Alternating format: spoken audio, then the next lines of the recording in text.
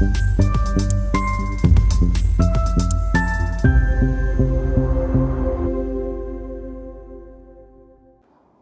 मित्रांनो, काल पुन्हा एक दहशतवादी हल्ला झाला. ऑस्ट्रेलियातलं सगळ्यात महत्त्वाचं शहर म्हणून ओळखलं जाणारं, अर्थात त्याच्यात मेलबोर्न का सिडनी याच्यावरनं वाद होऊ शकतात, पण माझ्या दृष्टीने सगळ्यात महत्त्वाचं शहर असलेल्या सिडनीमध्ये हल्ला झाला. ज्यांच्यावर हल्ला झाला ते वेगळे होते, पहलगामपेक्षा वेगळे होते, पण ज्यांनी हल्ला केला ते मात्र तेच होते. सिडनीमध्ये असलेल्या ज्यू समाजातल्या लोकांवर हल्ला झाला. हल्ला त्यांच्या हानुक्का या सणाच्या पहिल्या दिवशी केला गेला.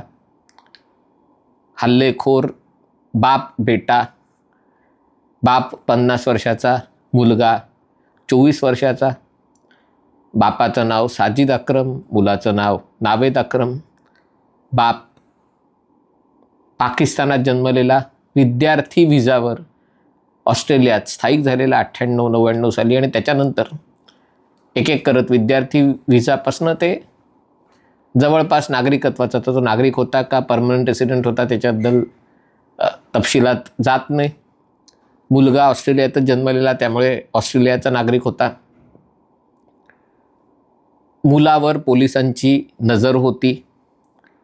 याचं कारण तो अशा काही लोकांना पूर्वी भेटला होता जे पोलिसांच्या लिस्टमध्ये, ज्याला इस्लामिक मूलतत्ववादाचा प्रचार आणि प्रसार करणाऱ्यातले किंवा त्याच्याशी संबंधित होते. बापाच्या नावावर 6 बंदुका होत्या, अर्थात या सगळ्या लायसन्स घेतलेल्या बंदुका होत्या. तो एका गन क्लबचा सदस्य होता, म्हणजे हौसेसाठी, शिकार करण्यासाठी ज्या मोठ्या बंदुका असतात तशा बंदुका होत्या. त्यातल्याच बंदुका वापरण्यात आल्या. गाडीमध्ये आयसिसचे झेंडे मिळाल्याची बातमी आहे. हानुका हा सण एका प्रकारे आपल्याकडच्या दिवाळी या सणाशी त्याचं साधर्म्य आहे. त्यांच्याकडे जो दीपस्तंभ असतो, आपल्याकडे दीपस्तंभावर दीपमाळ उजळते, तसं त्यांच्याकडेही एक स्तंभ असतो, त्याला 8 फांद्या असतात आणि त्याच्यात एक मध्यभागी एक मेणबत्ती लावायला जागा असते. रोज एक एक करत 9 दिवस, पहिल्या दिवशी 1 दिवा, दुसऱ्या दिवशी 2, तिसऱ्या दिवशी 3, चौथ्या दिवशी 4, असं करत 14 ते 22 डिसेंबर या कालावधीत यावर्षी हानुक्का आहे. आणि त्यामुळे या 9 दिवसात हा साजरा केला जाणार आहे. आणि त्याच्या पहिल्या दिवशी लोक, प्रत्येकजण घरी सूर्यास्ताच्या वेळेला जसं आपण दिवे लावतो तसं ज्यू लोकही दिवे लावतात. आणि लोक जसे घरात दिवे लावतात तसे सार्वजनिक ठिकाणी समुद्रकिनारी त्या हानुक्काचा स्तंभ उभारून तेथे तर पहिला दिवा लावायला लोक जमले होते. 1000 लोक होते. ऑस्ट्रेलियामध्ये साधारणतः 1.5 लाख ज्यू लोक आहेत. त्यातले 1/3 साधारणतः सिडनीमध्ये आहेत. सिडनीचा जो पूर्व भाग आहे तिथे ते लोक अर्थातच बऱ्याच वर्षापूर्वी आलेले आहेत, श्रीमंत आहेत आणि सुशिक्षित आहेत. आणि त्यामुळे ऑस्ट्रेलियातला जो सिडनीचा जो बोंडी बीच आहे तो एका प्रकारे शहरातली जी चौपाटी असते, सगळ्या लोकांचं एकत्र येण्याचं ठिकाण संध्याकाळच्या वेळेला, खास करून विकेंड्सला, शनिवार रविवार. कोणी सर्फिंग करत असतं, कोणी पोहत असतं, कोणी रेतीत पहुडलेलं असतं. पण हा बीच सातत्याने चर्चेत असतो. याच्यापूर्वीही मला आठवते 2004 साली वगैरे का 2008 साली, मला आठवत नाही, अशाच प्रकारे याच बीचवर दंगे झाले होते. आणि मुसलमान विरुद्ध इतर ऑस्ट्रेलियन, म्हणजे श्वेतवर्णीय ऑस्ट्रेलियन, मला असं वाटतं तेव्हाही असंच काहीतरी, कारण ऑस्ट्रेलियात आणि सिडनीमध्ये ग्रीस आणि लेबेनॉन या भागातनं आलेले लोक आहेत. आणि जेव्हा तो हा हल्ला झाला, हल्ला कसा झाला तर 2 जण बाप बेटा गाडीतनं उतरले, गाडी पार्क केली, बंदुका घेऊन उतरले. समुद्रावर जाण्यासाठी जो एक फुट ओव्हर ब्रिज असतो त्या ब्रिजवर ते चढले. खाली वाळू, समुद्र. तिकडनं त्यांनी हे जे दिवे लावण्याचा कार्यक्रम होता त्या लोकांवर गोळीबार करायला, एक एक गोळी झाडायला सुरुवात केली. लोकांना पहिले वाटलं हे फटाकेच फुटत आहेत, त्यामुळे कळलंच नाही की अशा प्रकारे गोळीबार होतोय. जेव्हा कळलं तेव्हा पळापळ झाली. अनेक जण जखमी झाले, 41 जण जखमी झाले. आत्तापर्यंत 16 जण मारले गेलेले आहेत, 40 जण जखमी झालेले आहेत. पण गंमत म्हणजे जे हा दहशतवादी हल्ला झाला, दुर्दैवी हल्ला आहे, त्याच्याबद्दल मी बोलीनच. परंतु गंमत म्हणजे जेव्हा ह्याची बातमी आली तेव्हा मी BBC बघितलं आणि न्यूयॉर्क टाइम्स बघितलं. BBCवर बातमी होती 11 लोक मारले गेलेत.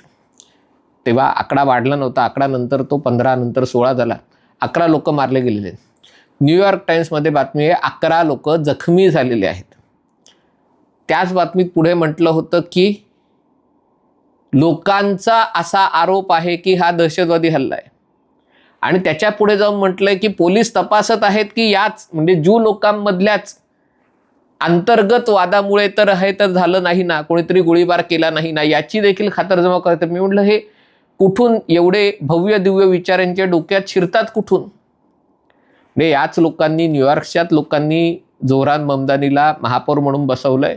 लंडनच्याच लोकांनी तो साजिद खानने त्याला महापौर म्हणून बसवलंय. त्यामुळे त्यांच्या डोक्यात असे विचार येणार ही गोष्ट उघड आहे. पण ज्यांच्यावर हल्ला झाला त्यांनीच हल्ला घडवून आणला अशा प्रकारचे विचार. आणि हा दहशतवादी हल्ला आहे का त्याचा उल्लेख नाही.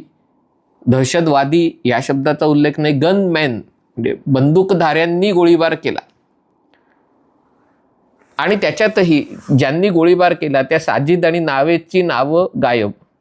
पण हे करताना ही गोष्ट ही खरी आहे की तो जो नावेद अक्रम आहे तो जेव्हा गोळीबार करत होता तेव्हा तिथेच मागे उभा असलेला अहमद एल अहमद, म्हणजे तो पण अरब मुस्लिम आहे, तोही ऑस्ट्रेलियात बरीच वर्ष राहतोय, त्यांनी मोठ्या धाडसानी या नावेदवर झडप घातली. याच्याकडे बंदूक होती, याच्याकडे काही नव्हतं, पण त्याच्या अंगावर झडप घातली आणि त्याच्याकडनं ती बंदूक हिसकावून घेतली आणि त्याला पळवून लावला. साजिद अक्रम पोलिसांच्या गोळीबारात मारला गेला. न्यूयॉर्क टाइम्समध्ये ही बातमी आहे नंतर की पोलिसांकडच्या बंदुका यांच्याकडच्या बंदुकांपुढे फिक्या वाटत होत्या. म्हणजे यांच्या बंदुकांच्या आवाजापुढे पोलिसांच्या बंदुकांचे आवाज हे खेळण्यातल्या बंदुकांसारखे वाटत होते. पोलिसांकडे कुठल्या बंदुका होत्या माहिती नाही. पण सांगायचा मुद्दा हा की लगेच तिथल्या पुरोगामी विचारांच्या सरकारनी, पुरोगामी विचारांच्या अथॉरिटीजनी ही गोष्ट स्पष्ट केली की यामागे काही असा आंतरराष्ट्रीय कट नाही आहे, हे काही असं मोठं कारस्थान नाही आहे, या बाप बेट्याचे कोणाशी संबंध नव्हते. म्हणजे ते सेल्फ रॅडिकलाइज झाले. सेल्फ रॅडिकलाइज म्हणजे इंटरनेट, TV वगैरे बघून तुमच्या मनात एक धारणा होते. आणि मला आश्चर्य वाटलं की अनेक ऑस्ट्रेलियन लोकांनी या हल्ल्यासाठी थेट इस्रायलला जबाबदार धरलं की तुम्ही गाझामध्ये युद्ध करताय म्हणून लोक तुमच्या विरुद्ध, तुमच्या समाजाच्या लोकांविरुद्ध हल्ला करतात. म्हणजे एका प्रकारे चूक इस्रायलचीच आहे. म्हणून म्हटलं की हे अल्ट्रा पुरोगामित्व जिथून येतं त्या सगळ्यांना हात जोडण्याची गरज आहे. आपण कुठे आहोत, कुठल्या परिस्थितीत आहोत, आजूबाजूला काय घडतंय, कशा प्रकारचे हल्ले होत आहेत, हल्ले करणारे कोण आहेत, कोणत्या देशातनं ते येत आहेत. म्हणजे या कुठेही जगात हल्ला झाला तरी त्याचं कुठलं ना कुठलं कनेक्शन हे पाकिस्तानशी येऊन थांबतंच. सुरुवातीला असं वाटलं की हा हल्ला इराण समर्थित किंवा इराणनी स्वतः किंवा इराणच्या समर्थकांनी घडवून आणला असावा, कारण याच्यापूर्वीही म्हणजे इराण आणि इस्रायल यांच्यातलं वैर सगळ्या जगाला माहिती आहे. गेल्या काही वर्षात जे युद्ध सुरू आहे ते मुख्यतः इराण, लेबेनॉन आणि ऑस्ट्रेलियामध्ये लेबनीज लोकांची संख्या मोठ्या प्रमाणावर आहे. काही महिन्यापूर्वी, 4-5 महिन्यापूर्वीच ऑस्ट्रेलियानी इराणच्या राजदूतांना हाकलून लावलं, त्यांची हकालपट्टी केली, त्यांच्यावर आरोप ठेवला होता की इराणचं जे दूतावास आहे ऑस्ट्रेलियातला तो या मुस्लिम समुदायाला, खास करून त्यांच्या इराणी समर्थकांना चिथावणी देण्याचं काम करतो. आणि त्यामुळे सुरुवातीला संशयाची सुई इराण किंवा लेबेनॉन, हिजबुल्ला किंवा या सगळ्या लोकांवर गेली. नंतर आता स्पष्ट होतं आहे, अजूनही तपास चालू आहे की हे हल्ले करणारे हे पाकिस्तानी. आता लगेच म्हणतील ऑस्ट्रेलियन नागरिकाला पाकिस्तानी म्हणणं योग्य नाही आहे, तो ऑस्ट्रेलियन नागरिक आहे. ऑस्ट्रेलियन नागरिक असला तरी त्याचा फोटो बघूनच कळते की त्याची जी जर्सी होती ती बहुतेक पाकिस्तानच्या क्रिकेटचा युनिफॉर्मचा टी-शर्ट बहुतेक त्यांनी घातला होता असं दिसतंय. तो हिरवा, कोणी म्हणतं ऑस्ट्रेलियाचा पण हिरवा आहे, जाऊ दे, पण तो पाकिस्तानचा आहे हे फोटो बघूनच कळतं. अजमल कसाबसारखाच तो दिसणारा होता. आणि त्यामुळे दहशतवादी हल्ल्याबद्दल मी फारसं बोलू इच्छित नाही, कारण त्या होत आहेत, लोक मारली जात आहेत. धर्माचं निमित्त करून त्यांना लक्ष्य करण्याचं काम 26/11च्या वेळेला जसं भारतीय लोकांविरुद्ध हल्ला तसाच नरिमन हाऊस हे जे ज्यू लोकांचं केंद्र होतं त्याच्यावरही हल्ला झाला आणि धुरंधर चित्रपटात त्याचाही सविस्तर उल्लेख आहे. त्यांना स्पेसिफिकली सांगण्यात आलं होतं की इथे जा, त्यांना मारा, त्यांचं रेकॉर्ड करा मारतानाचं वगैरे, कारण त्यांना संदेश द्यायचा होता. इथेही तेच झालेलं आहे. मारणारेही त्याच देशाचे आहेत. मुद्दा असा आहे की यातनं आपण काही शिकणार आहोत का नाही. हे जे पॉलिटिकली करेक्ट पद्धतीने करायला जातोय ते किती काळ करणार आहोत. याबाबत इस्रायलचे पंतप्रधान बेंजामिन नेतन्याहू यांनी थेट ऑस्ट्रेलियाचे पंतप्रधान अँथोनी अल्बानिझी यांच्यावर टीका केलेली आहे. त्यांचं म्हणणं आहे की गेल्या काही महिन्यांमध्ये एकापाठोपाठ एक देशांनी, ऑस्ट्रेलिया असेल, कॅनडा असेल, ब्रिटन, फ्रान्स, जर्मनी या सगळ्या देशांनी पॅलेस्टाईनला मान्यता देऊन टाकली. पण पॅलेस्टाईन कोणता, तो कुठे, त्याच्या सीमा काय, याच्याबद्दल काही भूमिकाच घेतली नाही. आणि त्यांच्या या भूमिकेमुळे जमिनीवर काय फरक पडला, काही फरक पडला नाही. पण जे जिहादी वृत्तीचे लोक होते त्यांना प्रेरणा मिळाली, त्यांना त्याचं पाठबळ मिळालं आणि त्याच्यातनं हे असे हल्ले झाले की हे आम्ही तुम्हाला सांगत होतो. आणि ही गोष्ट खरी आहे. ऑस्ट्रेलियामध्ये गेली काही वर्ष, आणि फक्त ऑस्ट्रेलियामध्ये नाही, ब्रिटनमध्ये, फ्रान्समध्ये, अमेरिकेमध्ये, कॅनडामध्ये सगळीकडे हे चाललं. जेव्हा सिरियात लोक मारले जातात, येमेनमध्ये लोक मारले जातात, इराकमध्ये लोक मारले जातात, अफगाणिस्तानमध्ये लोक मारले जातात, कोणीही रस्त्यावर येऊन आंदोलन करत नाही. कारण मुसलमानांनी मुसलमान मारणं हा काही जिहाद किंवा हा काही या गोष्टीचा भाग असू शकत नाही. कोट्यावधी लोक मारले, लक्षावधी लोक मारले तरी. पण जेव्हा युद्ध मुस्लिम आणि बिगर मुस्लिम असतं तेव्हा हे केलं जातं. नुसतं केलं जात नाही, त्या आंदोलनामध्ये स्पेसिफिकली ज्यू लोकांची घरं, दुकानं, त्याच्याबद्दल त्याच्या भोवती फुल्या करण्यात आल्या की हे आपली टार्गेट आहेत. हे अतिशय म्हणजे हे कशामुळे होतं आहे तर हे जे स्लो पॉयझनिंग होतं आहे त्या स्लो पॉयझनिंगमध्ये कतारसारख्या देशांचंही जे अल जझीराच्या माध्यमातून प्रचाराचं बातम्या दाखवतात, प्रचार की थाटाच्या बातम्या दाखवतात, त्याच्यातनं वरकरणी या सगळ्या एक राजकीय बातम्या वाटतात. पण याच्यातनं लोकांच्या मनावर विचार करण्यावर परिणाम केला जातो आणि त्याच्यातनं लोक जेव्हा असे हल्ले करतात तेव्हा कतारसारखे देश नामानिराळे राहण्याचा प्रयत्न करतात की आमचा याच्यात काही संबंध नाही. पण या सगळ्या विद्यापीठांना, थिंक टँकना, माध्यमांना देणग्या दिल्यामुळे, सिनेमाना, आता तर त्या पॅरामाऊंट स्टुडिओ तोही सौदी अरेबिया आणि कतारचं सरकार त्याच्यात पैसे टाकतंय. आता कशा प्रकारचे सिनेमे त्याच्यातनं बाहेर येतील कल्पना नाही. पण या गोष्टी घडतायत, या गंभीर आहेत.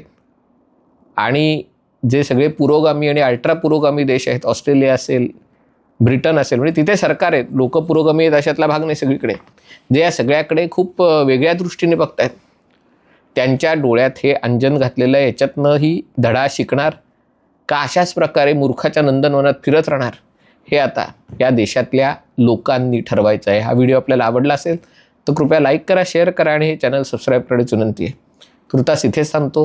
पाहत रहा MH48.